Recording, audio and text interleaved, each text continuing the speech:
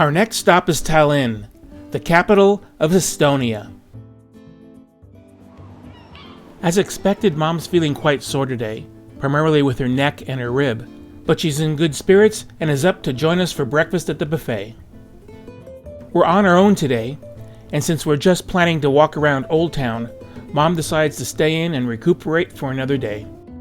Our short shuttle ride takes us to the walled city, where we enter through the Viru gates. Dating back to the 13th century, Tallinn, or Revel as it was known then, was a prosperous member of the Hanseatic Trade League, making it one of the wealthier cities in the area.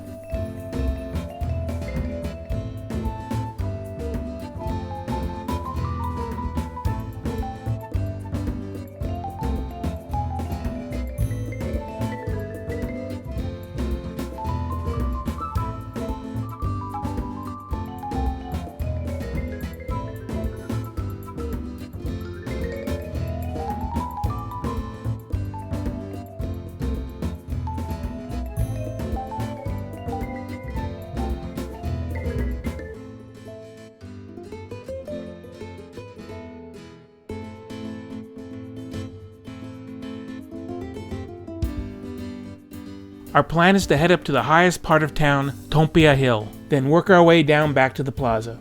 So we head to the Cathedral of St. Mary the Virgin, where Ed, Marianne, and myself head up to the belfry. This is twice as wide as it was. She would have probably had to go sideways. And there was people trying to pass you, so you'd have to sit in the windowsill for a while for another people to go down. Being a bit winded when we got to the top, we took a rest. Ed's Fitbit gave him credit for 9 flights of stairs, but it was well worth it for the wonderful views.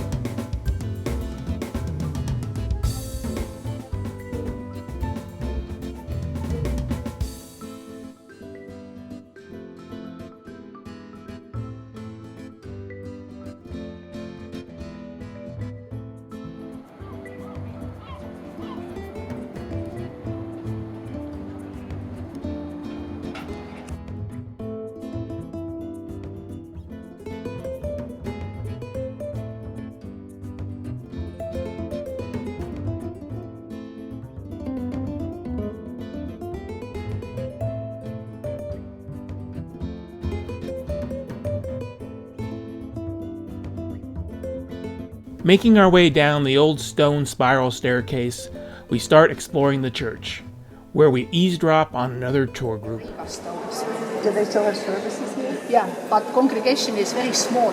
Less than 1,000 people belong here because up to 1920s it was pure German nobility church. No Estonian congregation at all. Despite it was main church, and nowadays it's also main church, but own congregation is very small. Because in most of churches there were both Estonian and German congregations.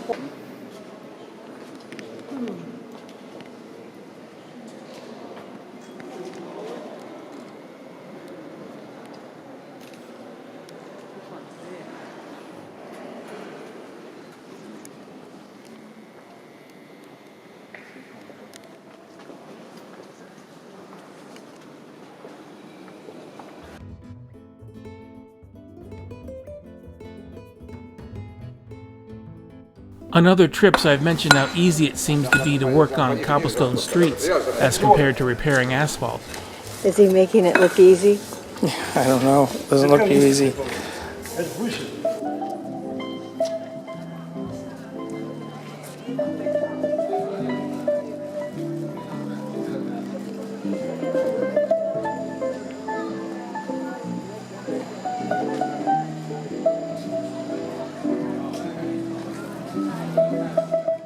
This 5-dome Russian Orthodox church is Alexander Nevsky's Cathedral. It was built in the 1900s, when Estonia was part of Russia.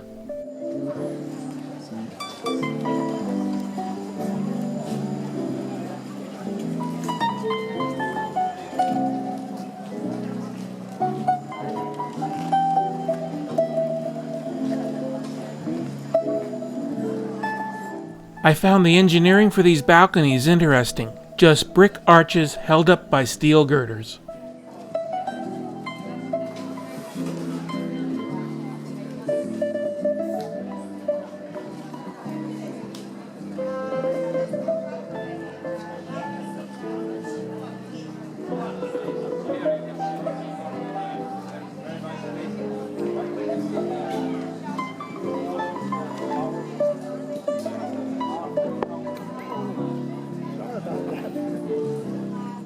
Looking for a place for lunch that satisfies our need for Wi-Fi and air conditioning, we found Hell Hunt.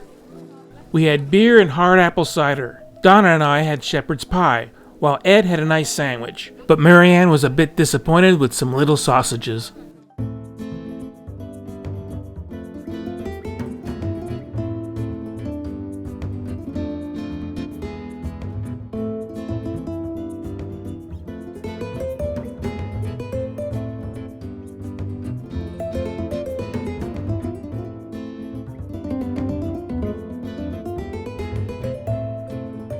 One of the things on our list is to visit an old apothecary. It's called the Town's Council Apothecary, and it's the oldest still working pharmacy in Europe. Unfortunately, the museum was closed today, so we just got to look through the window. While walking along one of the city walls, we come across Catherine's Passage. This quaint little street is known for its many artisan workshops.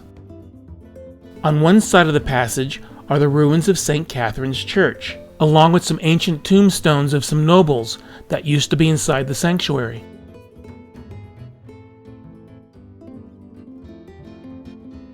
On the way back to the ship, we stopped at one of the many flower shops to buy a bouquet of 3 large orange flowers from Mom. After getting back on board, Mom had spent most of the day just watching movies in her room and was ready to get out and have some dinner.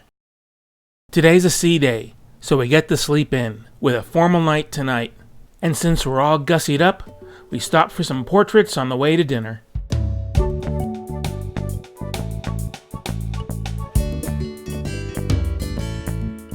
After resting up for a day with our day at sea, we arrive in Poland. Since Mom's getting around okay, we try and get her rebooked on today's excursion, but no luck. So it's decided it's just the 4 of us again today. Our tour starts with an hour-long bus ride from our port in Gdynia to the city of Gdansk.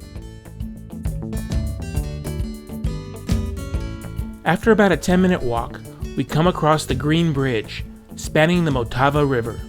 And before us is one of the main gates entering Old Town. This is called Green Gate. And no, it's not green. But our guide tells us that one of the theories behind its name is that the stone it was originally constructed with had a green tinge to it. Or he said that maybe it was just covered with some green vines.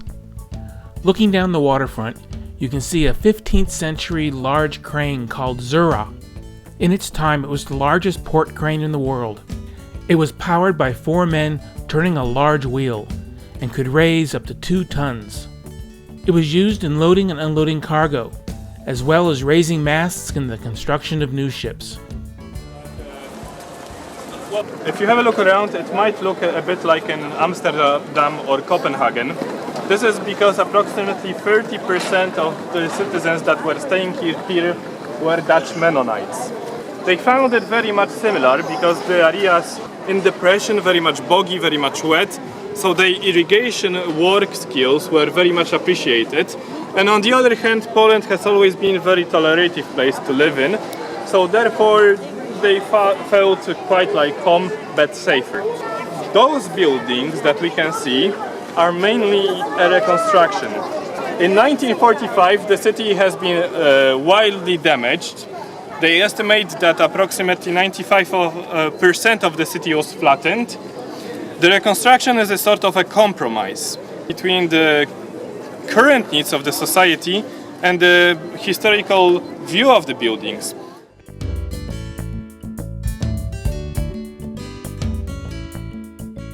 This monument is in tribute to Daniel Gabriel Fahrenheit, who was born here in Gdansk, and is known for using mercury instead of alcohol in thermometers, as well as developing the Fahrenheit temperature scale. Further down the street is the Neptune Fountain. The statue dates back to 1549 and was saved from destruction during World War II by being dismantled and hidden, along with many of the other city treasures. Our guide tells us of the legend of when they were moving coins from the fountain, Neptune turned them into gold flakes and turned the water into vodka. And since that time, Goldwasser has been the official drink of Gdansk.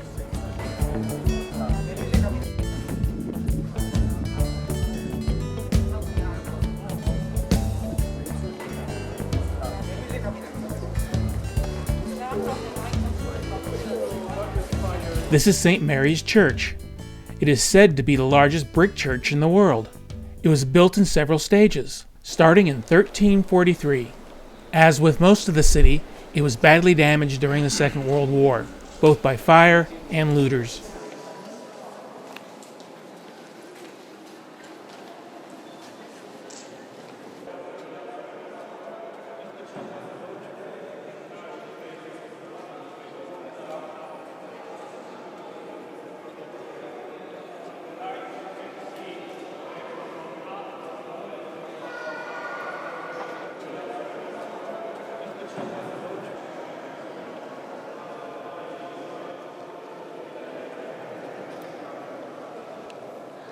It could show the zodiac signs, and it could show the phases of the moon and phases of the sun. And it pointed the time with this one arrow only in 24-hour system. So at noon it pointed to the top, at midnight it pointed to the bottom. Up there is a theater of figures. So there is Adam and Eva, so first two people next to the cross of Jesus. Adam is responsible for ringing the full times, Eva rings the quarters. And around there were statues of apostles chased by the death.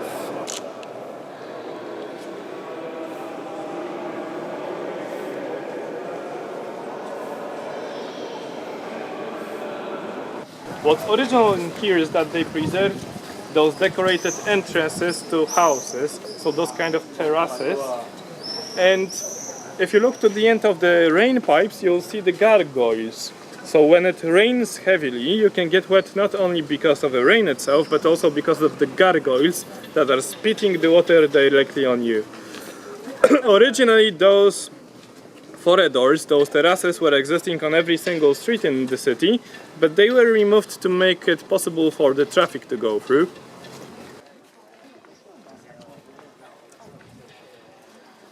Throughout our trip, we've seen a lot of amber, and Gdansk is known as the capital of Baltic amber, also known as Baltic gold. Stopping in at the Millennium Gallery, Angela tells us a little bit more about it. Come closer, don't worry, I don't eat people. I had a breakfast, so I'm not hungry. Welcome to Millennium Gallery. Today I would like to tell you a few things about amber. And, of course, I have a question. Do you know maybe what amber really is? Yeah. Yes, it's tree sap. It's petrified resin sap from Asian pine trees. Amber from Baltic Sea is about 40 million years old, and we have three main colors of amber. The green one, which is green because inside are a lot of green inclusions, like plants, juice from plants, chlorophyll, and another green things. The second one, it's cognac color. It's completely transparent and it's the most popular color on the world, right? And we can find inside insects, mosquitoes, flies, and another things. But sometimes also we can find beautiful lizards, scorpions, and another big inclusions. But something like this is only at the museum, right? Exactly. And the last one, this is my favorite. We call it milky, we call it royal amber. You can ask me why milky if it's yellow, right? It's not logic. But inside this amber, it's a lot of calcium, so because of it, it's not transparent. And this calcium, after time, oxidates. But when we take off the first skin, inside is white like a milk. In the nature, amber, it's look like this. Sometimes we find something like this and we think, what is it? Oh, it's ugly, it's nothing special, right? But it's amber. I would like to show you how amber change after cut and after polishing. And for example, I take this part and I show you, okay? So, let me start. Can you take a sense? It's characteristic sense of resin, exactly. Here she's showing us a couple of ways to tell fake amber from real amber. Real amber will burn without melting, and it will also float in salt water, but sink in fresh. So it's time to get back on the bus for the hour-long trip through the countryside to Malbork Castle. Trzeba je rozegrać, bo się powodą ja ci buzi dam. Ty mi buzi dasz, ja cię nie wydam, ty mnie nie wydasz. Mazurek, Mazureczek, oberek, obereczek, kujawiaczek, chodźże Maryś ze mną, chodź. Mazurek, Mazureczek, oberek, obereczek, kujawiaczek, chodźże Maryś ze mną, chodź.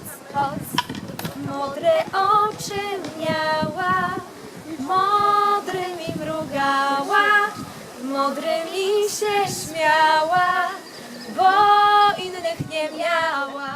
This 13th century fortified monastery belonged to the Teutonic Knights, a religious order of former crusaders consisting of German aristocracy.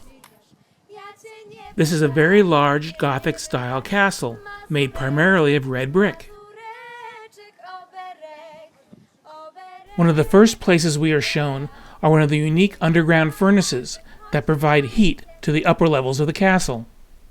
These large furnaces heated rocks, which radiated heat over several days through these vents.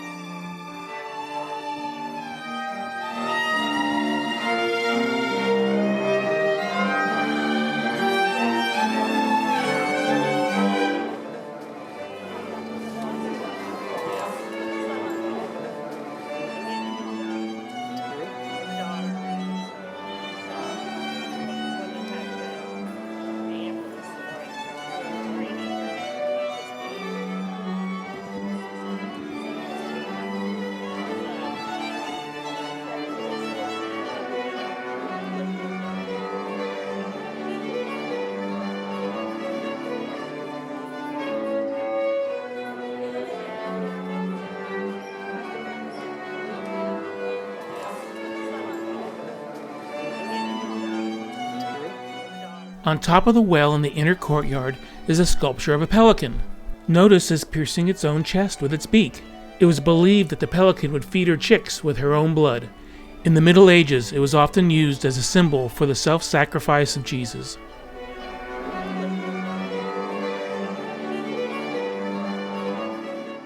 During World War II, this area saw fierce battles between the Russian and the German armies, and the castle did not fare well.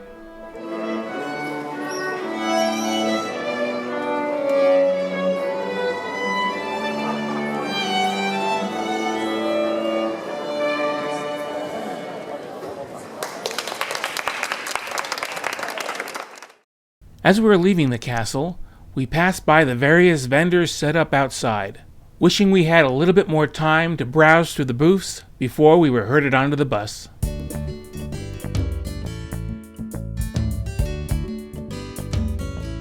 Now this is starting to make me hungry, but lunch is scheduled just a 15-minute drive away. Our traditional Polish lunch starts off with a family-style soup with some Polish sausage, followed by a roulade of beef and pork with a side of roasted buckwheat. And finishing off lunch was a tasty traditional Polish plum cake. Our ride back to the ship takes us an hour and 40 minutes, but it takes us through some scenic countryside.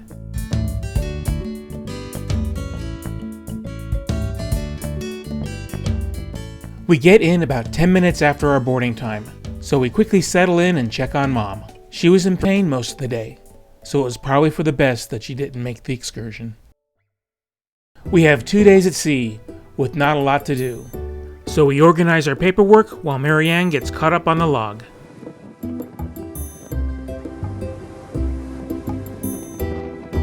That afternoon, we passed under the Öresund Bridge, the longest combined road and rail bridge in Europe, and it connects Sweden with Denmark. Before passing under it, the captain announces we'll have plenty of room. We have 7 meters to spare between the top of the ship and the bottom of the bridge.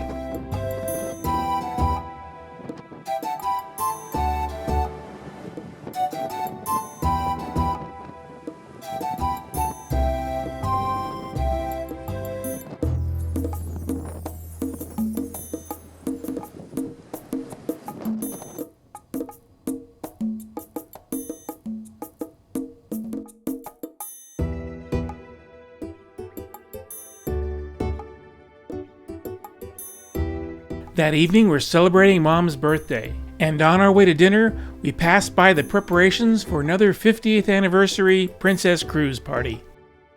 It's also another formal night, and we get to celebrate with a special birthday dessert. After dinner, we take in a show before returning to the 50th anniversary celebration.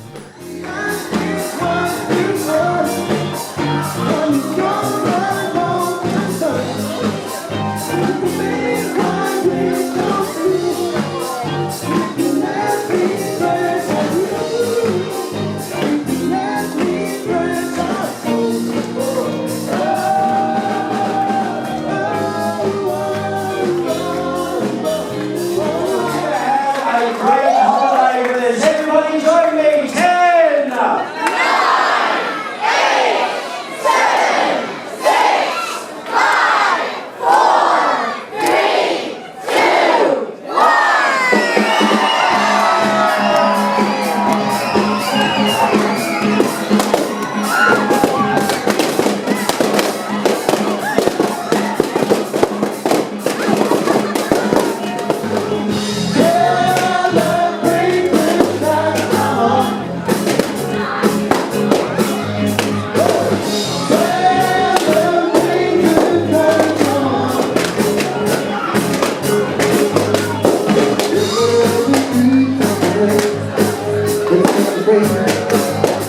Our next stop, 2 full days in London.